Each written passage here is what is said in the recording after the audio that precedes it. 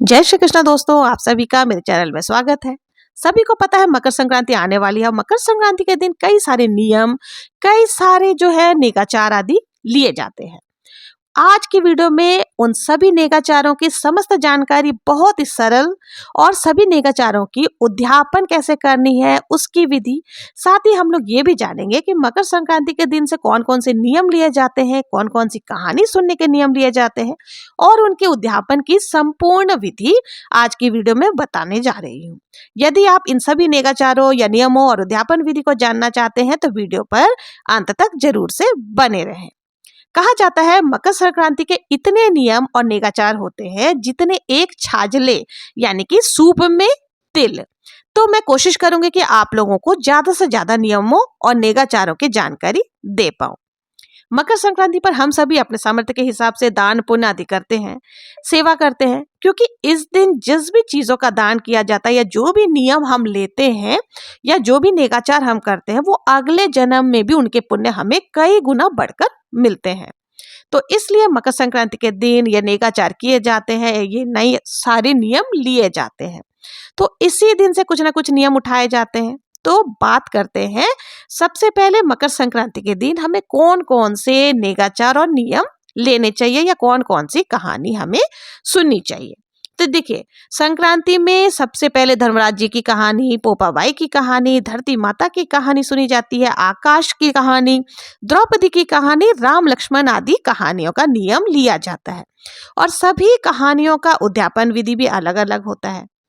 देखिए, ये सारे नियम आप चाहें तो एक साथ ले सकते हैं, चाहे तो एक एक कहानी का नियम लेकर उनका अध्यापन कर सकते हैं। वैसे तो इन सभी कहानियों का नियम मकर संक्रांति से एक साल तक यानी कि अगले मकर संक्रांति तक लिया जाता है, लेकिन किसी कारणवश समय के अभाव के कारण ऐसा ना कर पाए तो आप हर महीने के यानी कि 14 तारीख को ये कहानी सुन सकते हैं या ये नियमों का पालन कर सकते हैं। आइए बात कर लेते हैं कौन कौन से नियम हमें लेने चाहिए। देखिए, सबसे पहले धन लक्ष्मी दीपक जलाने का नियम। घर में बरकत के लिए इस दीपक को जलाया जाता है और इससे घर की दहलीज या चौखट पर ही जलाया जाता है। मकर संक्रांति से आप इसको शुरू कर सकते हैं और पूरे एक साल यानी कि 365 दिन तक आपको इस दीपक को प्रज्वलित करनी है।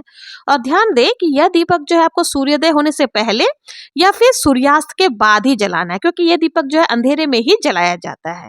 यदि आपके घर के चौखट पर नहीं जला सकते हैं तो आप तुलसी जी के सामने भी इस दीपक को प्रज्वलित कर सकते हैं या घर के मंदिर का जो दरवाजा है उसके सामने आप इस दीपक को प्रज्वलित कर सकते हैं।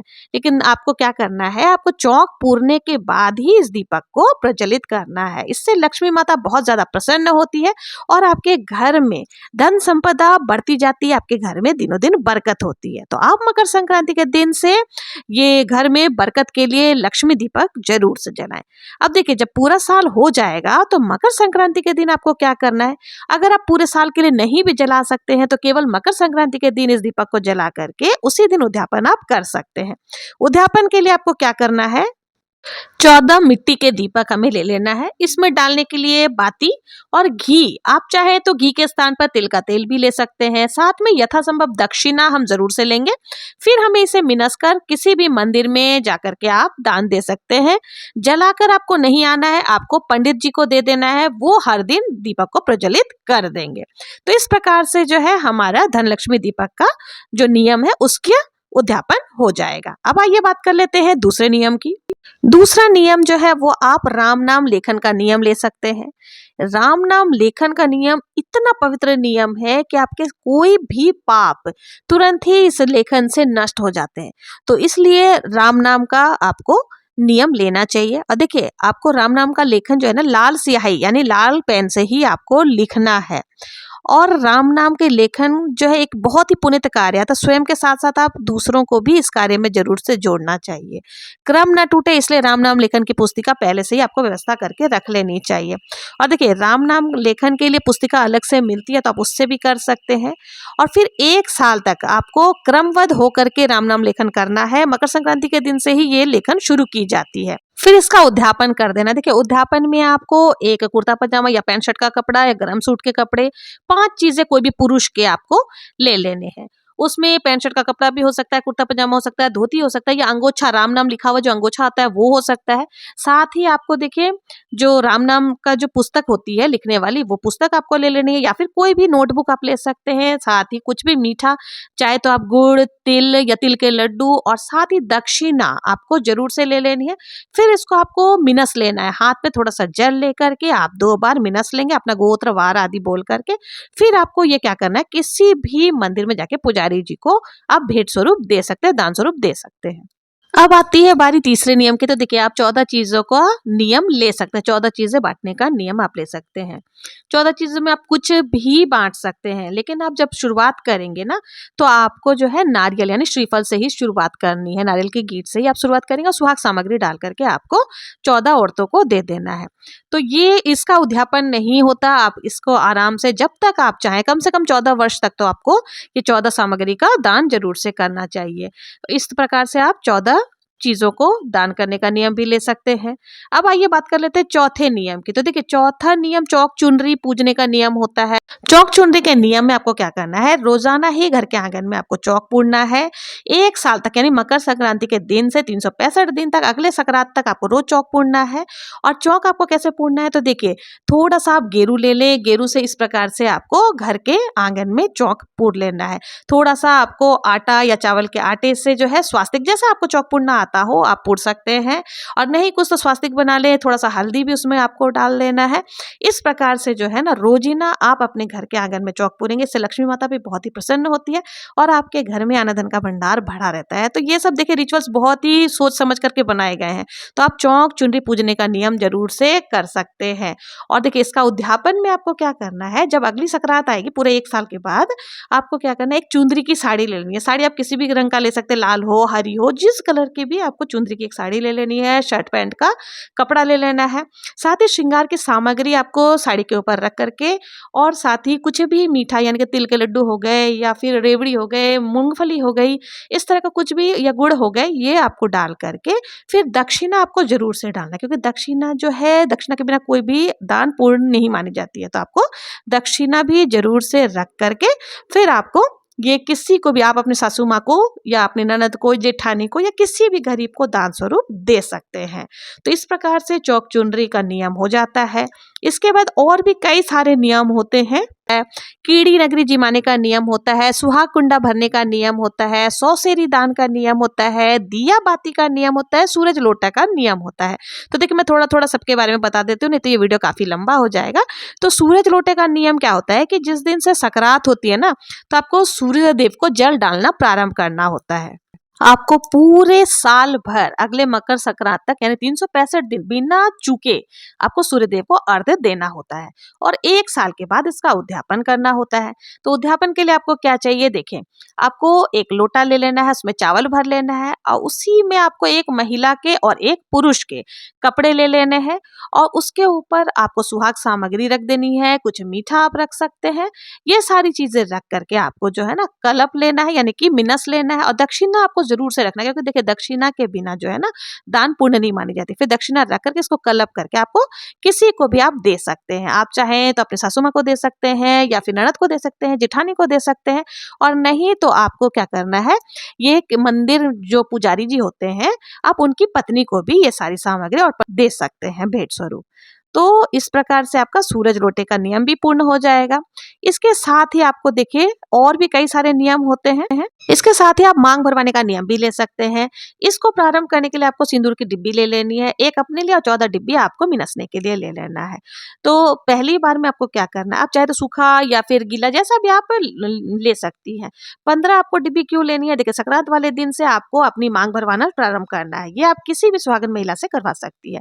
मांग भरने के बाद हम एक सिंदूर की डिब्बी सबसे पहले जो है माता रानी को चढ़ा देंगे, यानी कि माता पार्वती को चढ़ा देंगे, और बाकी जो सिंदूर की डिब्बी है हर एक संक्रांत के 14 तारीख को, माने हर एक महीने के 14 तारीख को आपको किसी भी महिला से अपनी मांग को भरवा लेना है, सुहागिन महिला से, और फिर उसको आपको चूड़ी और सिंदूर की डिब्बी उनको दे देना है। सबसे शुरुआत में आप अपनी सास से या ननद से या जेठानी से सिंदूर लगवाएंगे, फिर आप आसपास की महिलाओं से भी सिंदूर लगा सकती है। तो इस तरह से आपको जो है पूरे 1 साल तक अपनी मांग को भरवाना है, और जिससे भी आप मांग भरवाएंगे उनको आपको एक चूड़ा और साथ ही सिंदूर की डिब्बी जरूर से दे देनी है। उद्यापन के लिए आपको क्या करना है, देखिए 2 जगह आपको सामग्री लेनी है। साड़ी, साया, ब्लाउज आप ले सकते हैं या फिर आप चुंदड़ी भी ले सकते हैं। 2 जगह क्यों लेनी है, देखिए एक माता पार्वती को हमें चढ़ानी होती है, तो आपको माता पार्वती के लिए साड़ी, चुंदड़ी जो भी आपके पास है वो ले लेनी है। उसके ऊपर सुहाग सामग्री रख देनी है, गजक, मूंगफली या फिर कुछ भी आप ले सकते हैं मीठा में। और साथ ही आपको दक्षिणा जरूर से रखना है। और इस तरह से आपको पहले माता पार्वती को समर्पित कर देना है और उसके बाद आप अपने सासू माँ के पैर छू करके ये सामग्री उनको दे सकती हैं। तो इस तरह से जो है आपका मांग भरने का नियम भी पूर्ण हो जाता है। इसके साथ ही देखिए दिया और बाती का नियम बहुत ही ज्यादा महत्वपूर्ण है और बहुत ही ज्यादा फलदायी मानी जाती है। तो चलिए देखते हैं कैसे दिया और बाती का नियम वो लेते हैं। देखिए दिया और बाती का नियम भी जो है ना सकरात से ही लिया जाता है। इसमें शाम के समय हमें दीपक प्रज्वलित करना होता है। तो दीपक आप अपने घर के मंदिर में या किसी देव मंदिर में भी जाकर के जला सकते हैं। आप अपने घर के मुख्य द्वार पर भी प्रज्वलित कर सकते हैं या फिर तुलसी जी के सामने भी आप दीपक रोज प्रज्वलित कर सकते हैं। विशेषकर शाम को ही ये दीपक जो है प्रज्वलित किया जाता है, तो प्रतिदिन हमें दीपक प्रज्वलित करना है। बीच में यदि आप बीमार हो जाते हैं या कहीं बाहर आपको जाना पड़ जाता है और आपके नियम छूट जाते हैं, तो आपको पूर्ण रूप से जैसे 2 दिन छूट गए हो या 5 दिन छूट गए हो, तो आपको क्या करना है, वापस आकर के उसको नोट करके आप रख लें और जब वापस आप शुरू करेंगे ना, तो उन दीपकों को जोड़ करके आपको प्रज्वलित कर लेना है। यानी कि उन दीपकों में 1 की जगह 2 आप जला दे, 2 की जगह 5 जला दे, इस तरह से करके आपको, लेकिन संपूर्ण रूप से आपको ये नियम को पूर्ण करना है। यदि बीच में ये नियम छूट जाता है तो आपको पूर्ण फल नहीं मिल पाता है। तो इसलिए आपको अगले मकर संक्रांति तक यानी 365 दिन तक आपको ये दीपक जरूर से प्रज्वलित करनी है।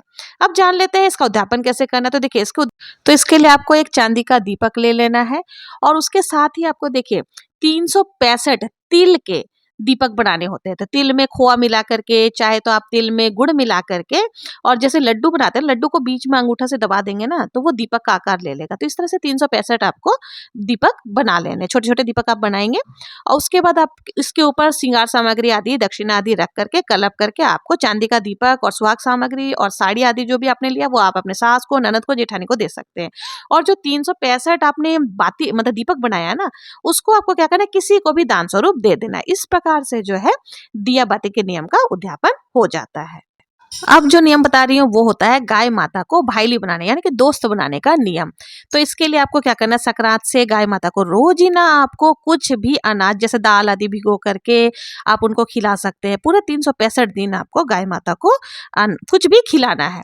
और जिस दिन आखिरी दिन होगा यानी कि जब 1 साल हो जाएंगे, तो आपको उस दिन गाय माता के लिए हरा चारा और साथ ही आपको साड़ी, साया, ब्लाउज आदि दे देना है।